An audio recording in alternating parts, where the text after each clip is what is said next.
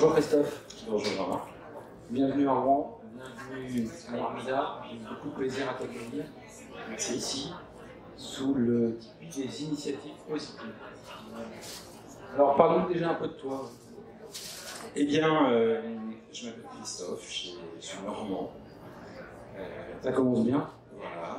Et j'ai toujours eu à cœur le développement de ma région. Et j'ai lancé une initiative dont on va parler à l'instant. Ah. Tu fais une belle transition. Alors c'est quoi Fourmise?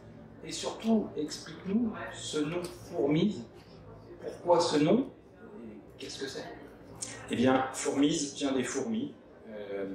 Et en fait, ce nom est venu simplement de l'analyse de la manière dont fonctionne la communauté des fourmis à l'égard de la gestion des déchets.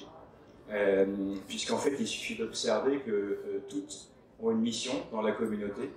Elles transportent leurs petits morceaux de déchets organiques vers un lieu qui permet à ce déchet de devenir de l'énergie. Et cette énergie, du coup, permet à la communauté de s'agrandir. Chacun y trouve son compte. Et c'est ce qui permet, du coup, à la fois de créer un environnement favorable au biotope et aussi un environnement favorable à l'éclosion et au développement de la communauté des fourmis.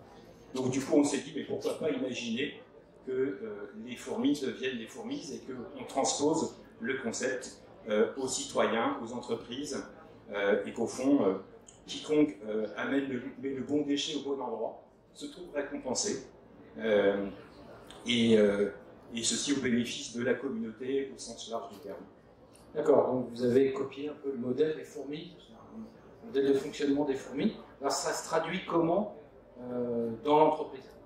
Alors effectivement, c'est ce qu'on appelle d'ailleurs le biomimétisme. C'est en fait la reproduction d'un système du vivant à un autre domaine, qui est un système désorganisé par exemple. Et donc il y a pas mal d'applications dans ce domaine. Concrètement, comment ça marche? Notre concept s'adresse aussi bien aux entreprises comme aux collectivités locales et donc aux habitants. On remet aux entreprises ou bien aux collectivités des équipements qui permettent d'accueillir des gens qui déposent, donc les fourmis, déposent leurs déchets recyclables triés.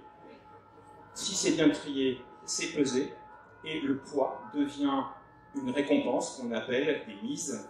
Les mises étant la monnaie du déchet qu'on a inventée. Et quand on cumule des mises, les mises deviennent du pouvoir d'achat chez les commerçants, chez tout un ensemble de partenaires. Ça peut être des partenaires de services publics comme du transport en commun, de l'accès à des équipements sportifs, comme bien sûr des réductions chez des commerces chez lesquels on va soit habituellement, soit qu'on souhaite découvrir par des offres nouvelles. Qu'est-ce que vous collectez précisément? Alors, pour les collectivités, les habitants, tout ce qui se trouve, j'allais dire, tout ce qui est recyclable, sec, bien qu'on puisse maintenant aussi collecter les biodéchets. Là, on est en train de lancer notamment des expérimentations prochaines à l'île de la Réunion, là où on est installé, pour généraliser après le concept un peu partout où la problématique se pose. Mais plus généralement aujourd'hui, on concentre notre collecte sur, bien sûr, le verre, le plastique, le papier, le métal, bref, tout ce qu'on trouve chez soi qui a de la valeur, quelque part, qui n'est pas nécessairement mis dans le bac jaune, eh bien, du coup, on va permettre, d'aller extraire ces matériaux-là pour mieux les valoriser. Je rappelle simplement une chose, c'est que tous les déchets que nous collectons sont valorisés à 100% parce que bien triés. Combien de... Alors, tu as dit qu'aujourd'hui, tu travaillais à l'île de la Réunion. Tu as des ambitions sur notre territoire? Oui, absolument. En fait, après toute une phase qui a débuté en décembre 2019, Fourmise a désormais 3 ans, on a créé un pilote qui est du coup modélisé et qui peut du coup se dupliquer partout sur les territoires. Et en l'occurrence en Normandie, oui. On fait quelques tests en ce moment avec des entreprises, disant qu'on est aujourd'hui plutôt en phase de travail sur des marchés publics avec des collectivités, L'idée, c'est qu'on puisse nous installer et s'installer, notamment là où on ne trie pas. J'insiste sur un point rapidement. En fait, ça ne sert à rien d'être nécessairement partout. Il faut être là où les collectivités ont un défi à relever, où les entreprises ont un défi à relever. On est une solution à un problème, on n'est pas un modèle de remplacement à l'invention de gènes poubelles au XIXe siècle. D'accord ? On est sur quelque chose de nouveau. Du coup, on a, c'est vrai, pour prendre un mot un peu sophistiqué, un tropisme plutôt vers les quartiers prioritaires des villes. Et parce qu'on a aussi dans notre génétique un point important, c'est que Fourmise est une entreprise d'insertion qui conjugue l'environnement avec l'insertion de publics en difficulté, éloignés de l'emploi. J'allais y venir justement. Parle-nous un petit peu de ce projet-là, les salariés qui travaillent pour l'entreprise, du projet d'insertion. Alors, effectivement, en fait, ce sont principalement des personnes qui sont, des publics qui sont soit au RSA, soit des jeunes sans formation, qui sont dans des parcours de découverte métier, par exemple, et sans formation, quelquefois avec des vrais problèmes de vie. Il faut mettre en place des accompagnements. On n'est pas sur des métiers, on est sur des métiers simples, des tâches simples, mais qui nécessitent de l'accompagnement. Donc du coup, nos cibles aujourd'hui, quand on s'installe dans un quartier prioritaire d'une ville, évidemment, on est plus enclin à recruter au cœur de ces quartiers, sous forme de dating, sous forme de jobs qui soient proposés avec nos partenaires, bien sûr, les missions locales, les entreprises de la deuxième chance, etc. Et donc on recrute ces publics-là. Aujourd'hui, à La Réunion, sur 20 salariés, il y en a 13 qui sont dans un parcours d'insertion. Super, c'est vraiment un nouveau projet. Quels sont les freins aujourd'hui, à ton avis, au développement de la société? Sur le terrain, c'est quoi le frein aujourd'hui? Alors en fait, c'est, j'allais dire, la commande publique. Voilà, pour commencer. D'accord. Effectivement, c'est une initiative nouvelle. Alors quelque part, aujourd'hui, on surfe assez sur, j'allais dire, un intérêt, puisque les collectivités aujourd'hui sont en train de réfléchir à des projets de convergence d'objectifs sur le développement durable, sur l'insertion, et du coup, c'est vrai qu'aujourd'hui, on a plutôt un intérêt. Maintenant, la commande publique reste la commande publique. Elle est extrêmement contrainte, elle est sujette à énormément, je dirais, de cadres, de complexité quelquefois. Donc ça, c'est un premier point. Le second point, c'est, disons-le, le dumping autour de l'environnement. Et sans être polémique bien sûr, mais aujourd'hui, quelque part, on observe bien que un certain nombre d'acteurs proposent des solutions quasiment gratuites. Ils sont quasiment des acteurs publics. Et du coup, au nom de la planète, on peut bien sûr proposer plein de choses, simplement peut-être pas faire n'importe quoi. Voilà. Et donc, concrètement, nous, notre difficulté, c'est effectivement s'apercevoir que on peut être concurrencé pour des gens qui le font gratuitement. Enfin voilà, bon, ok, très bien, c'est un principe, mais en tout cas, c'est une réalité. Les partenaires avec qui tu travailles, puisque j'ai bien compris, donc les mises, c'est des valeurs, c'est des crédits qu'on peut utiliser chez les commerçants sans doute. Est-ce que tu sens chez eux une forme d'appétence par rapport à ça? Est-ce que ça se développe? Est-ce que tu as de plus en plus de partenaires pour consommer ces crédits? Alors effectivement, en fait on voit bien que le vrai sujet aujourd'hui c'est le portefeuille. C'est l'inflation, c'est comment on peut améliorer le pouvoir d'achat et comment on peut attirer les clients. Il se trouve que la convergence des deux aboutit chez un partenaire qui s'appelle le commerçant, soit des métiers de bouche, soit bien sûr la grande distribution.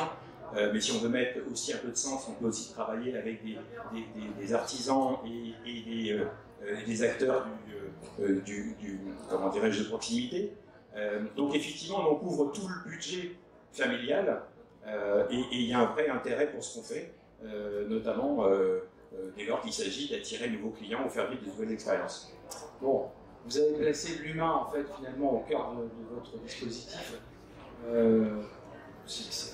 Je trouve ça assez formidable par ailleurs, c'est toujours la même chose, mais est-ce que vous menez parallèlement des opérations de sensibilisation par rapport à ce que vous faites, des écoles, du grand public? Alors, en fait, oui, on le fait, mais disons que nous, notre cœur de métier, c'est auditer, proposer et éventuellement accompagner. En fait, deux mots. Le premier, c'est que la loi AGEC est une disposition, une nouvelle loi qui est en application, établit des filières de plus en plus précises pour le recyclage des matériaux. Or, trier quoi, comment, quand, combien, avec qui, pourquoi, bref, il y a tout un tas de questions que se pose une entreprise. Je rappelle que le métier d'une entreprise, c'est de produire de la valeur, et que bien sûr il y a des externalités à gérer, les déchets en font partie. Pour autant, ça devient un vrai maquis. Donc du coup, on apporte aux entreprises un recul, un champ d'expérimentation, surtout un accompagnement sur les changements de pratique, parce que jusqu'alors le déchet se posait comme étant ces bacs jaunes, bacs gris ou des bennes. Sauf que maintenant, vous interrogez Paprec, Veolia ou n'importe quel acteur du marché, et bien évidemment, si on ne vous mettait pas le bon déchet au bon endroit, à un moment donné, vous allez payer plus cher le traitement que si vous l'avez bien trié. Donc nous, on est un filtre, un accompagnant de l'entreprise qui permet justement de réduire le champ d'erreur et du coup ainsi réduire la facture du déchet, notamment à payer s'agissant de ce coût de traitement. Bien, écoute, est-ce que tu as des choses encore à dire à nos téléspectateurs? Oui, en fait, vous savez, une entreprise n'existe que parce que, et tu l'as dit fort justement, il y a de l'humain. Et nous, on a toujours placé l'humain, comme tu l'as bien dit, au cœur de notre stratégie, aussi de notre, entre guillemets, raison d'être. Voilà. On n'est pas une entreprise à mission. Simplement, c'est qu'on pense que l'humain est une ressource capitale au sens littéral et au sens figuré du terme, et qu'on doit le mettre en avant. Simplement, ce qu'il ne faut pas oublier, c'est que ça n'existe parce qu'il y a des financements, parce qu'il y a des acteurs qui jouent le jeu, et je voudrais saluer nos partenaires bancaires, évidemment, qui jouent le jeu, bien sûr à La Réunion comme ici en Normandie, et effectivement, que ce soit le Crédit Agricole, que ce soit la Caisse d'épargne et la BPI qui nous accompagnent. La région est évidemment aussi très intéressée par ce qu'on fait et j'ai eu pas mal de rencontres à ce sujet-là. Il faut simplement, je dirais, mettre en place un premier projet. Donc c'est une sorte de message quelque part. J'appelle, je dirais, toutes celles et ceux qui se sont sentis appelés par mon propos ou intéressés pour l'humain, eh bien peut-être à imaginer une collaboration, un test, une expérimentation, peu importe comment on l'appelle, mais en tout cas, nous, on est prêts grâce à nos partenaires dont je viens de parler notamment. Écoute, un grand merci pour ton engagement, pour ce que tu fais, c'est vraiment formidable. Moi, je tenais aussi à m'excuser. J'ai conservé mes lunettes aujourd'hui, mais il fait 30 degrés, on est sous un tipi, il fait une chaleur étouffante, il fait le soleil en plein dans les yeux, donc c'était difficile pour moi de faire ça sans mes lunettes. Voilà. Eh bien, merci au MEDEF aussi, dont je salue l'initiative. J'ai toujours été un acteur au cœur du dispositif MEDEF, d'où qu'il soit, et je pense qu'aujourd'hui, la transition écologique est un vrai sujet sur lequel le MEDEF est un acteur légitime d'une part, et sur lequel je pense qu'il y a à capitaliser par toute initiative, celle de ce matin autour du web RSE et bien sûr va dans ce sens. Je pense qu'on peut aller un peu plus loin. En tout cas, merci au MEDEF à nouveau d'avoir organisé cette table ronde. C'était un plaisir.